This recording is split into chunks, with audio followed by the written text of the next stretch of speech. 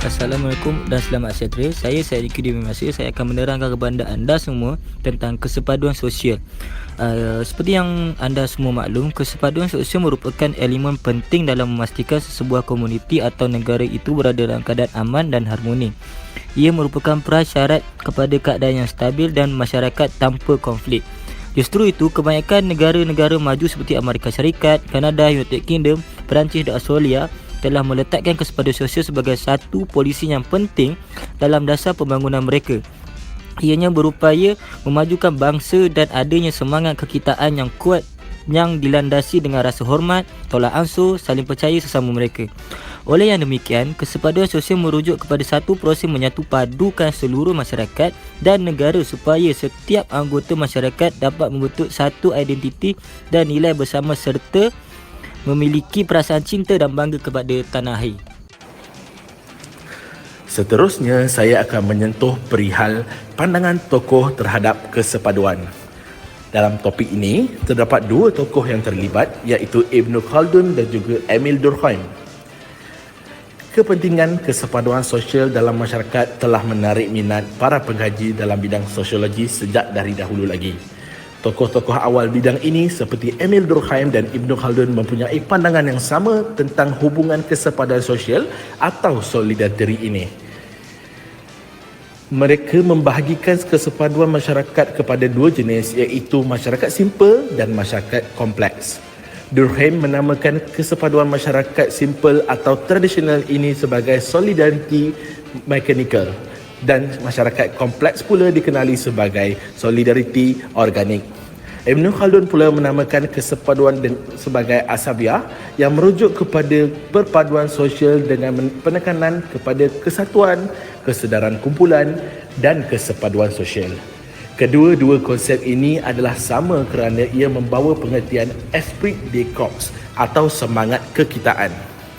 Durkheim dan Ibn Khaldun bersetuju bahawa masyarakat sentiasa mengalami perubahan.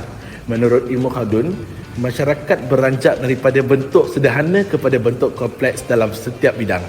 Beliau menyebut tentang tahap keinginan bermula daripada keperluan asas dan kemudian keperluan yang lebih terperinci. Semangat kekitaan akan hilang apabila sesuatu masyarakat atau suku-suku kaum itu sudah mengecapi kemewahan dan kemakmuran. Mereka akan berubah daripada pelbagai aspek budaya apabila hidup menetap di bandar dan dengan berinteraksi dengan masyarakat luar dan saling bercampur gaul dalam aktiviti ekonomi, politik dan sosial. Hal ini menyebabkan mereka kurang menumpukan pada kepentingan kumpulan tetapi mengutamakan kepentingan individu. Durkheim pula menganggap bahawa masyarakat berevolusi daripada kesepaduan atau solidariti mekanikal sehingga ke solidariti organik. Masyarakat solidariti mekanikal bersifat tradisional bersaiz kecil, manakala masyarakat solidariti organik merupakan masyarakat bandar atau kapitalisme. Menurut beliau, proses pengkhususan dalam pekerjaan mempunyai kebaikan, iaitu membolehkan pengetahuan teknologi berkembang, manakala keburukannya ialah individu atau kumpulan mesti bergantung dengan yang lain. Bagaimanapun, kedua-dua ahli sosial percaya bahawa kawalan sosial adalah berkait rapat dengan kepercayaan individu. Dalam masyarakat simple, masyarakat dikawal oleh sistem kepercayaan dan agama selain daripada adat Islam. Semua ini adalah berkenaan dengan kesedaran kolektif. Kesedaran kolektif ialah the total of beliefs and sentiments common to average member of society forms a determinate system with a life of its own. Durkheim. Akhir sekali, mengikut Ibn Khaldun, kawalan sosial dalam masyarakat simple adalah berdasarkan kepada kepimpinan. Oleh yang demikian, mereka memerlukan pemimpin yang baik yang dapat menggunakan kekuasaan itu untuk kepentingan rakyat atau pengikut bagi mengelakkan daripada berlakunya perpecahan semangat kekitaan, kerana semangat ini perlu untuk mempertahankan diri dan suku.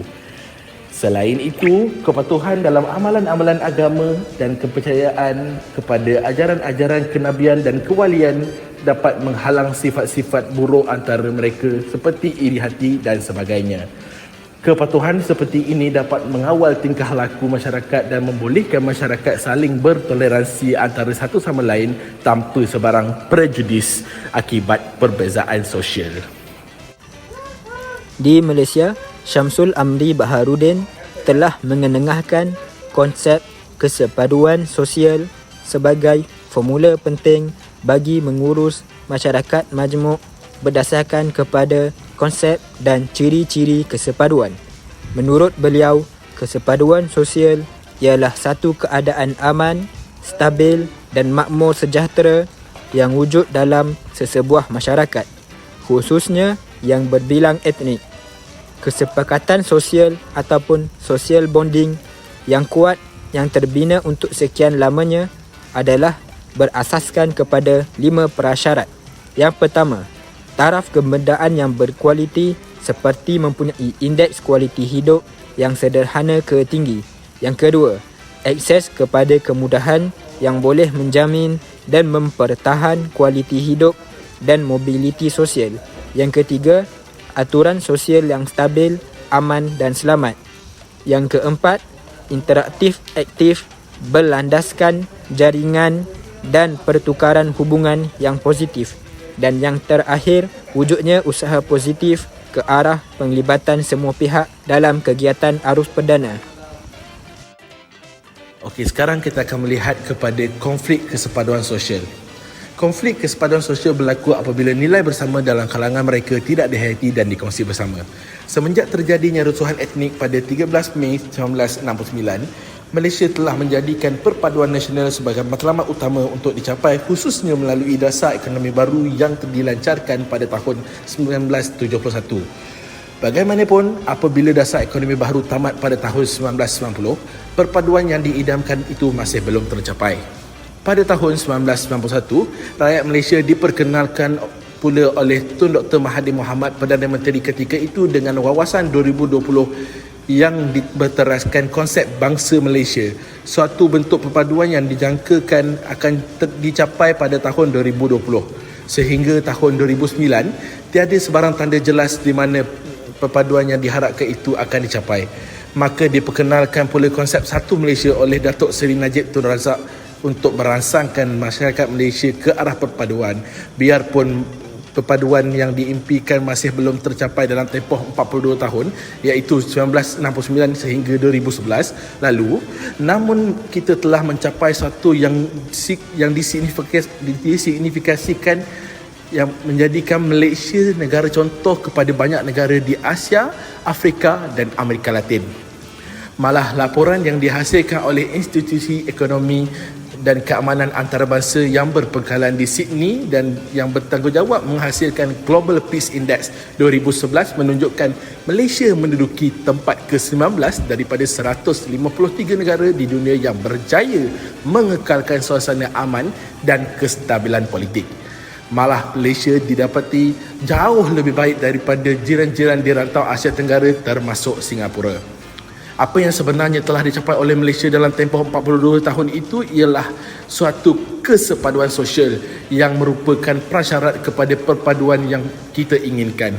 Kesepaduan sosial inilah yang sebenarnya yang menjadikan tiang seri kepada konsep equilibrium yang disebut oleh Datuk Seri Najib Tun Razak sebagai anak kunci masyarakat moderat Malaysia yang diperagakan beliau apabila menganjurkan gagasan Global Movement of the Moderates.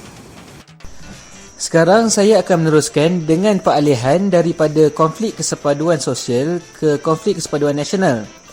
Kesepaduan nasional dilihat sebagai satu proses dinamik apabila rakyat pelbagai kaum dan etnik dengan sosio budaya, agama, adat resam, bahasa dan wilayah yang berbeza dapat hidup dalam suasana aman damai serta harmoni.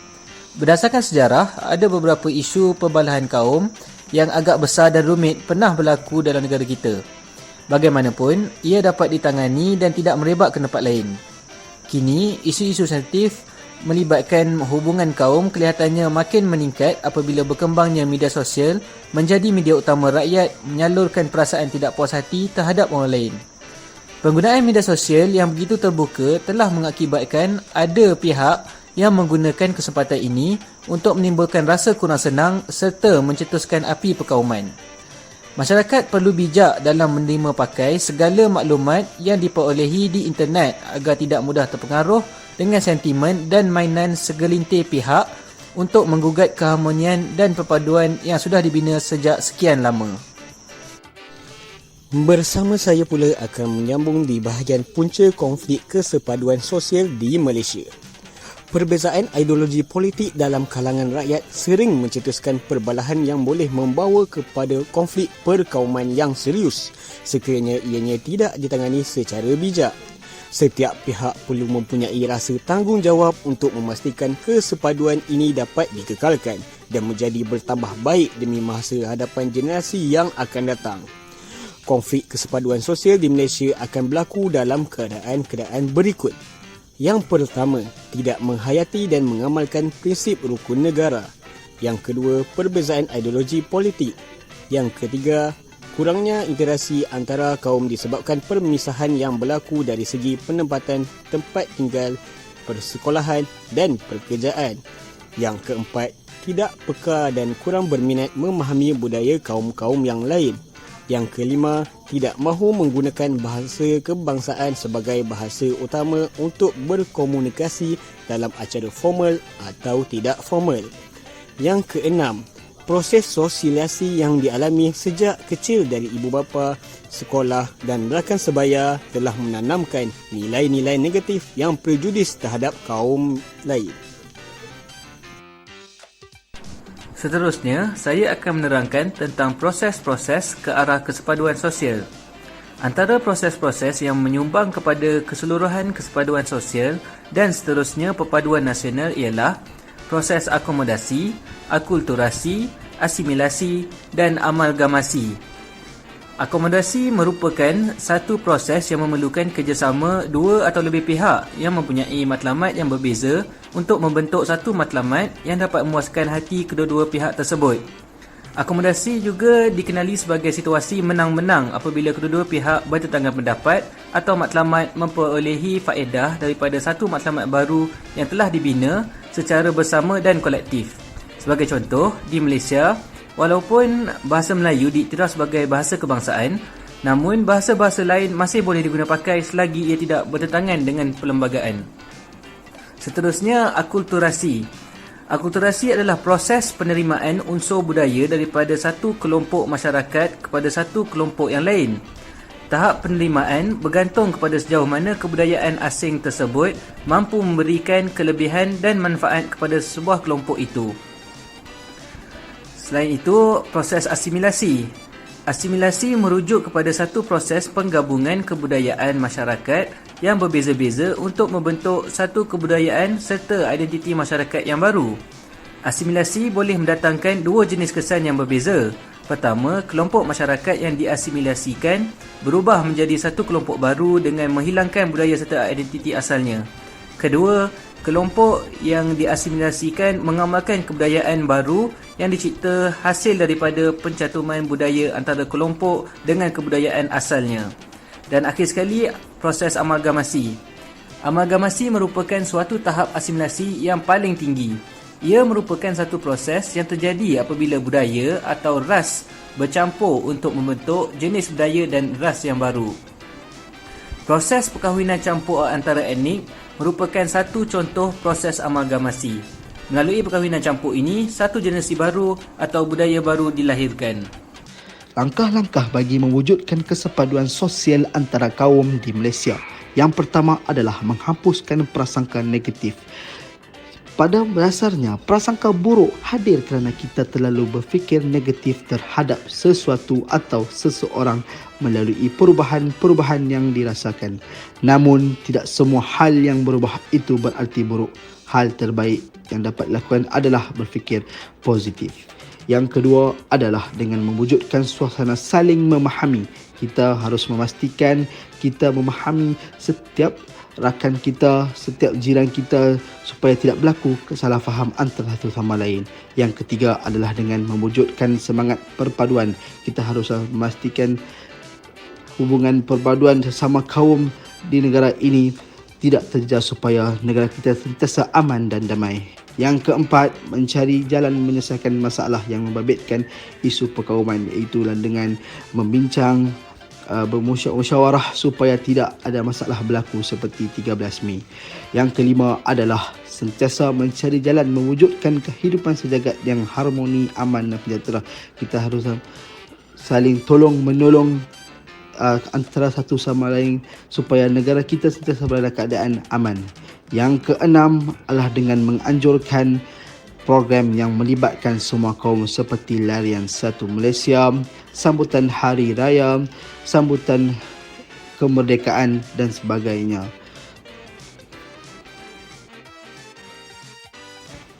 Kaedah pemantapan kesepaduan sosial di Malaysia.